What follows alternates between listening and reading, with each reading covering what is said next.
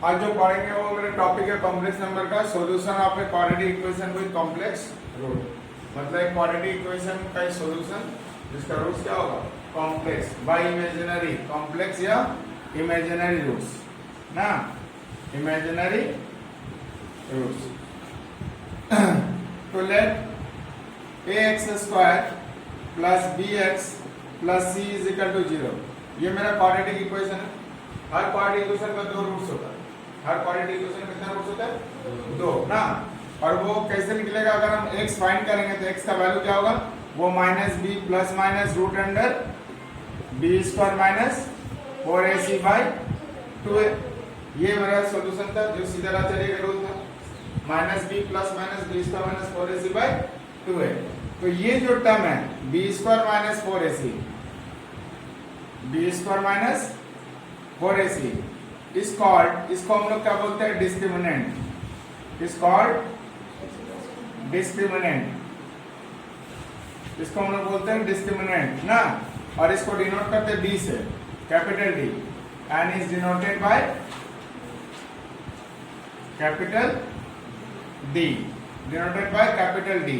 That is capital D का value कितना हो गया? B square minus 4ac, B square minus 4ac, ये मेरा कैपिटल डी का वैल्यू है। ठीक है, लिख लेते हैं। ठीक है, बी स्क्वायर माइनस 4ac। अब इसी का वैल्यू के ऊपर इसका रूट्स का नेचर डिपेंड करता है ना, रूट्स का नेचर डिपेंड करता है। तो if B square minus 4ac greater than equal to 0 आया ना, देन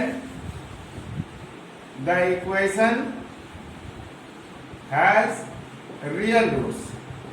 अगर बी स्क्वायर माइनस 4ac का वैल्यू पॉजिटिव आता है, 0 या तो 0 से बड़ा, तब इक्वेशन का क्या होगा? रूट्स जो होगा वो रियल रूट्स होगा।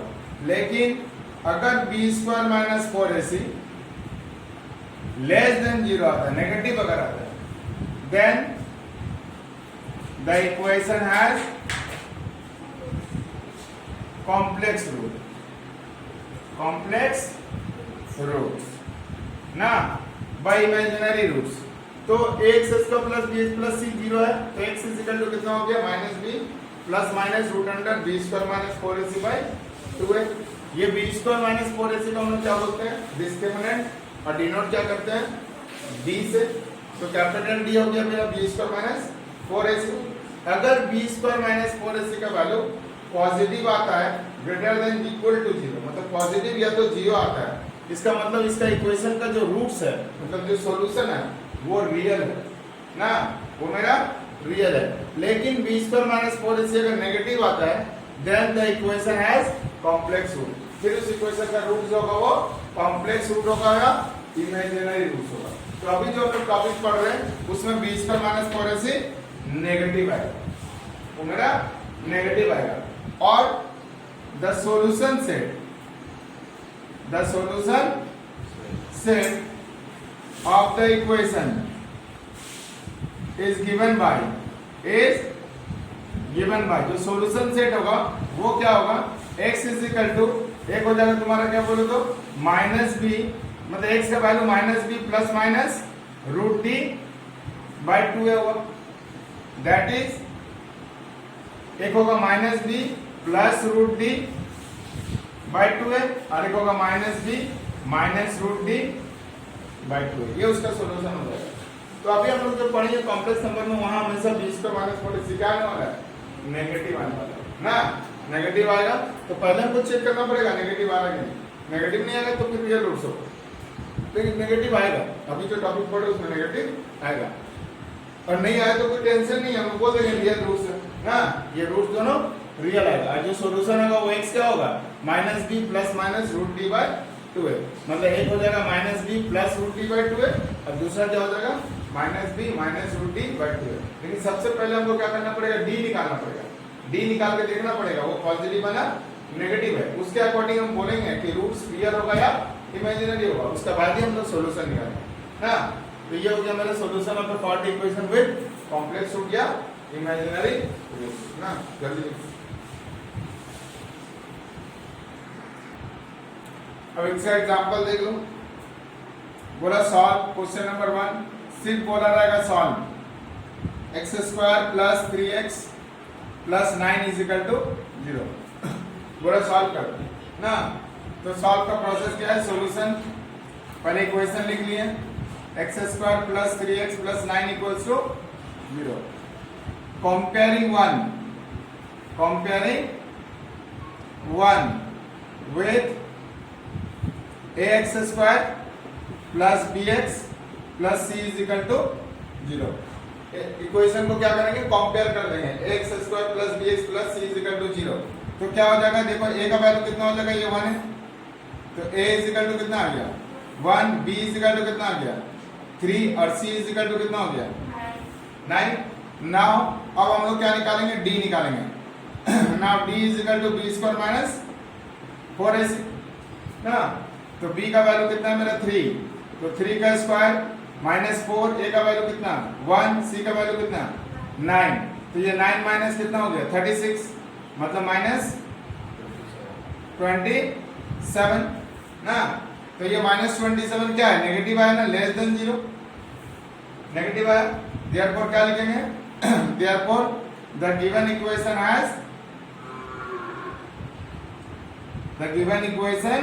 has complex roots and roots are given by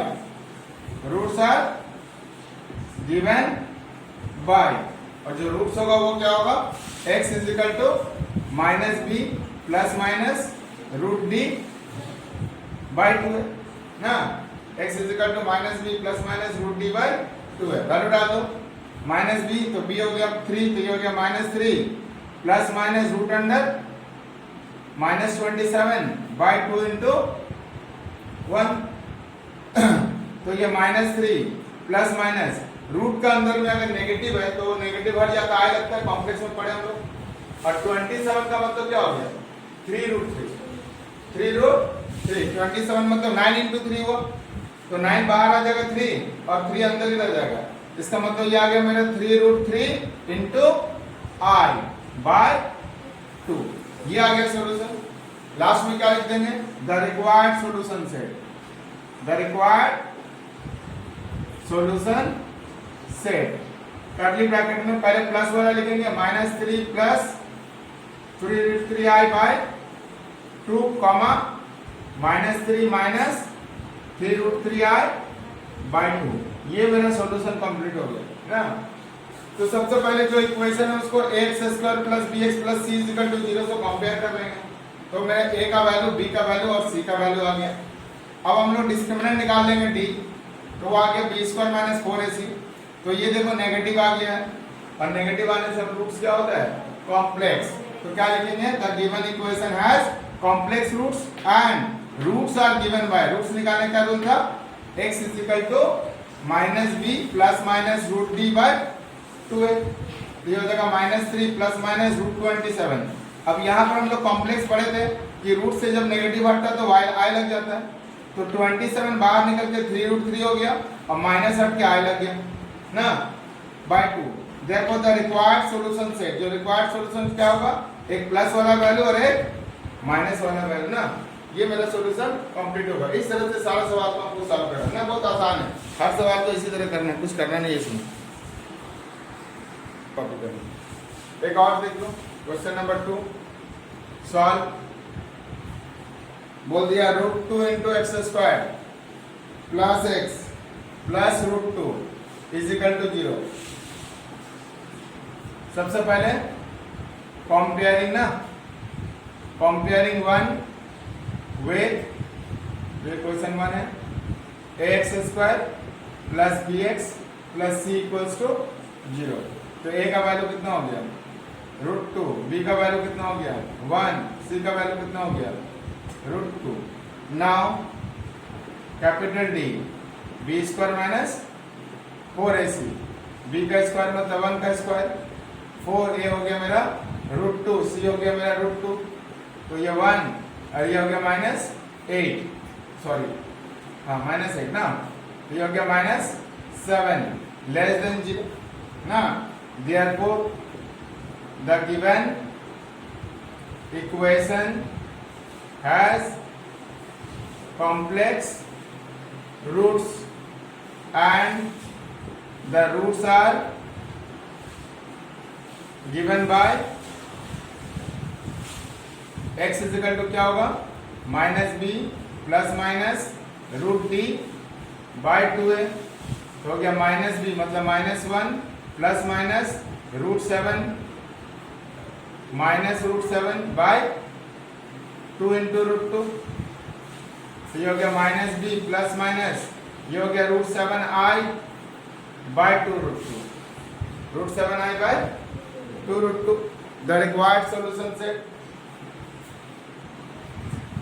the required solution set क्या हो जाएगा प्लस वाला लिखेंगे तो -1 plus root 7i by 2 root 2 I हो गया -1 minus root 7i by 2 root 2 ना इस तरह से हम लोग सॉल्व करते हैं सारा सवाल यही होगा ना कोई डिफिकल्टी नहीं है सिंपल कंपेयर करना है सिंपल मेरा कंपेयर करना है कंपेयर करके क्या करना है सॉल्व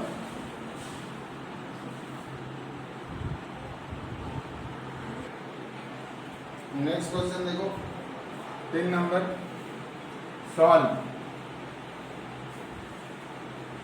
ये दिया हुआ मेरा 3x square plus 7ix plus 6 is equal to 0 ना 3x स्क्वायर प्लस 7ix तो comparing one with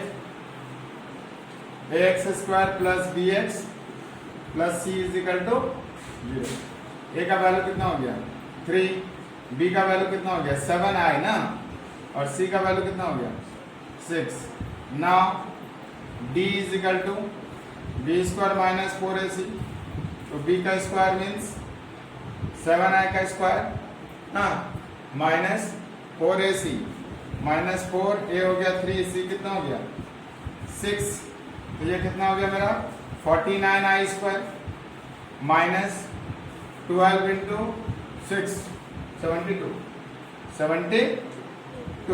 I square का वैल्यू कितना होता है -1 तो ये हो गया -49 माइनस 72 तो ये हो गया शायद 121 ना 121 ये लेस देन 0 इसका मतलब therefore the given equation has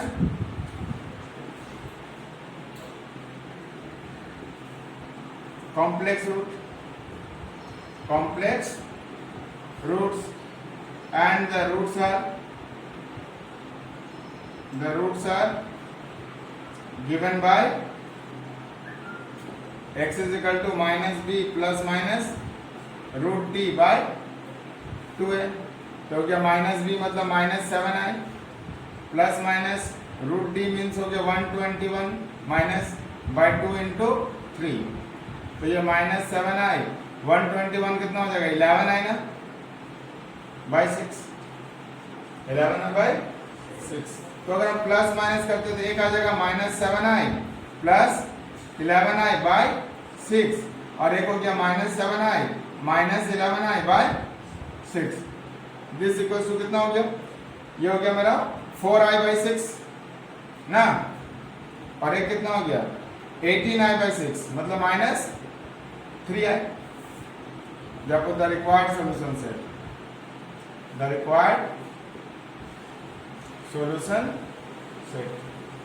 एक आ गया मेरा 4i बाई 6 मतलब ये भी कैंसिल हो जाएगा कितना हो गया कैंसिल हो गया 2i बाई 3 ना और ये हो गया -3i तो बस यहाँ पर एक आया था तो कोई प्रॉब्लम नहीं आया है तो आई का स्क्वायर हुआ तो माइनस आई स्क्वायर आ गया -1 बटा दो इसका वैल्यू ना फिर हम लोग जैसे कर रहे थे उस तरह सॉल्व कर दिया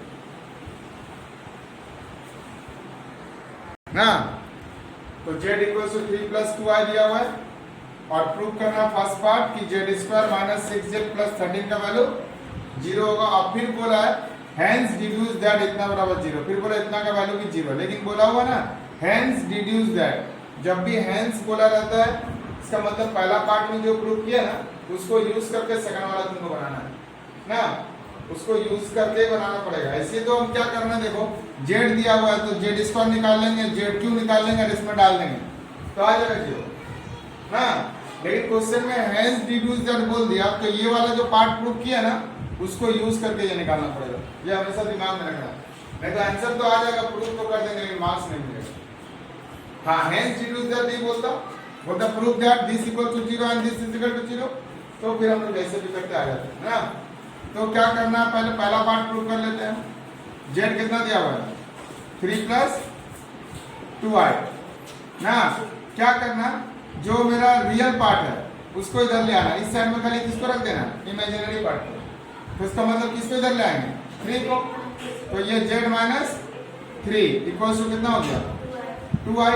स्क्वायरिंग कर दे रहे हैं, स्क्वायरिंग बोथ साइड, तो ये हो गया z माइनस 3 का होल स्क्वायर, और ये कितना हो गया 2i का whole square, a minus b का whole square, a square minus 2ab plus b square, इधर कितना हो गया 4i स्क्वायर, तो ये आ गया मेरा z square minus 6z plus 9, और ये हो गया -4 ना, i स्क्वायर का वैल्यू -1, तो ये इस साइड आएगा तो कितना हो जाएगा z square minus 6z add हो जाएगा ना, तो 9 और 4 कितना हो गया 13। देखो पहला पार्ट प्रूव हो गया ना, z square minus 6z plus 13 is equal to 0। अब नाउ इसको यूज करके इतना बराबर 0 करना है। नाउ इसका लेफ्ट हैंड साइड लिखो, 3z³ minus 13z square plus 9z plus कितना दिया हुआ है 65 ना। अब इसको कैसे यूज करेंगे, देखो यहां पर कितना दिया हुआ है, पहला नंबर देखो, पहला पार्ट को सिर्फ 3z³ जो हम लोग प्रूव किए, इससे यहां पर कितना था z स्क्वायर, तो हम लोग क्या कर रहे हैं, कितना कॉमन लेंगे 3z को कॉमन रख दिए, कितना कॉमन रख दिए 3z, क्योंकि 3z का साथ z स्क्वायर इंटू होगा तो पहला 3z³ आएगा, ये 3z का साथ जब भी हम z स्क्वायर का इंटू करेंगे तभी ना आएगा 3z³। तो यहाँ पर z स्क्वायर था और यहाँ 3z³ था, तो हम यहाँ 3z को कॉमन रख दिए, ये कॉमन रख के ये वाला पार्ट जो आया ना वो यहाँ लिख दो, इधर वाला पार्ट मतलब कितना लिख दिए z square minus 6z plus 13 ये लिख दिए ना, अपने मन से लिखे हैं। अभी तो यहाँ से कुछ नहीं हो रहा था, मेरा 3z³ पहला टर्म था तो हम 3z कॉमन रख के ये वाला टर्म को लिख दिए, क्योंकि सिर्फ पहला टर्म को फॉलो करके लिख रहे हैं। यहाँ z स्क्वायर है, यहाँ 3z³ है, तो अगर हम 3z को सामने कॉमन में रखेंगे उसके बाद इसको लिखेंगे तो ये पहला टर्म तो मेरा 3z³ आ जाएगा ना। वो पहला टर्म लाने के लिए हम लोग 3z को कॉमन में रखें। अब देखो क्या होगा, अब ये मल्टीप्लाई करके सोचो क्या हो रहा है, इसके साथ इसका मल्टीप्लाई होगा तो कितना आएगा 3z³, ये मेरा पहला टर्म आ रहा ना, इसके साथ इसका मल्टीप्लाई होगा तो कितना होगा -18z स्क्वायर, -18z स्क्वायर। लेकिन ऊपर वाला लाइन में -18z स्क्वायर है, ऊपर वाला लाइन में कितना है -13 है, तो मेरा आ रहा है -18, जबकि सॉरी क्वेश्चन में क्या दिया हुआ -13, तो हमको क्या करना पड़ेगा -18 से और हम 5 जोड़ देंगे ना, अब बन जाएगा ना, ये -18 आएगा, वो 18 से जब 5z स्क्वायर जुड़ेगा तो क्या हो जाएगा -13 आ जाएगा, तो ये भी z स्क्वायर वाला पार्ट भी कंप्लीट। अब ये मल्टीप्लाई करो 3z इंटू 13 कितना हो रहा है 39 ना, प्लस 39 आ रहा +9, मेरा आ रहा +39, क्वेश्चन में है +9, तो 39 से क्या करना पड़ेगा 30 माइनस कर देंगे, तो हम लोग क्या कर दे रहे -30z, और लास्ट कितना था मेरा 65, लास्ट मेरा कितना था, तो ये कितना आ गया मेरा 3z square minus 6z plus 13। अब फिर यहाँ पर ये वाला टर्म लाएंगे, इस बार देखो कितना सामने 5 है, और यहाँ कितना था मेरा, तो कॉमन में कितना रखेंगे 5 को, तो 5 को कॉमन में रख दिया और लिख दिया इसको z square minus 6z plus 13, ठीक है। अब फिर इसको इंटू करो, ये कितना हो रहा है 5z स्क्वायर, ये वाला आ रहा है, ये कितना हो रहा है 30z, ये भी आ रहा, और ये कितना हो रहा है ये भी आ रहा ना, तो कुछ एडजस्ट नहीं करना पड़ेगा। अब सिंपल देखो, ये 3z था, इसका वैल्यू तो प्रूफ 0 प्रूफ किया तो 0 हो गया, और ये मेरा 5 था और इसका वैल्यू भी हम लोग को 0 निकाला तो 0 हो गया, तो अल्टीमेट टोटल क्या हो गया 0 ना। तो हम लोग इसको यूज करके यहाँ पर ये वाला टर्म को यूज करके इसको सॉल्व किए ना। तो इस तरह से तुमको सॉल्व करना पड़ेगा, ठीक है। अगर हेंस डिड्यूस दैट नहीं बोलता तो हम क्या करते, यहाँ जेड दिया हुआ था, जेड स्क्वायर का वैल्यू निकाल लेते हैं, फिर जेड स्क्वायर के साथ जेड को मल्टीप्लाई कर लेते हैं तो जेड क्यू आ जाता, फिर जेड स्क्वायर को फिर स्क्वायर कर देते हैं तो जेड फोर भी आ जाता, सारा वैल्यू आ जाता। अब सारा वैल्यू लेफ्ट हैंड साइड में पुट कर देते, तो अभी कट टूट के जीरो आता, थोड़ा लंबा जाता लेकिन आ जाता, ठीक है। लेकिन उसमें दिमाग नहीं लगाना पड़ता। लेकिन प्रॉब्लम क्या है, यहाँ पर बोला हुआ क्वेश्चन में हैंस डिड्यूस दैट, इस कारण से हमको इसको वाला यूज करके ही बनाना पड़ता है ना। और हम लोग यूज करके ही बनाते हैं, अगर नहीं भी बोलता तब भी हम यूज करके ही बनाते हैं, मेरा आसान पड़ता, नहीं तो बहुत लंबा होता है। अब यहाँ पर जेड 5 या 6 रहता तो जेड को 6 बार पावर में मल्टीप्लाई करना पड़ता ना, पहले स्क्वायर निकालना पड़ता, फिर क्यूब निकालना पड़ता, फिर 4 निकालना पड़ता, फिर 5, ऐसे करके बहुत बड़ा चल जाएगा, 2 पे चल जाएगा।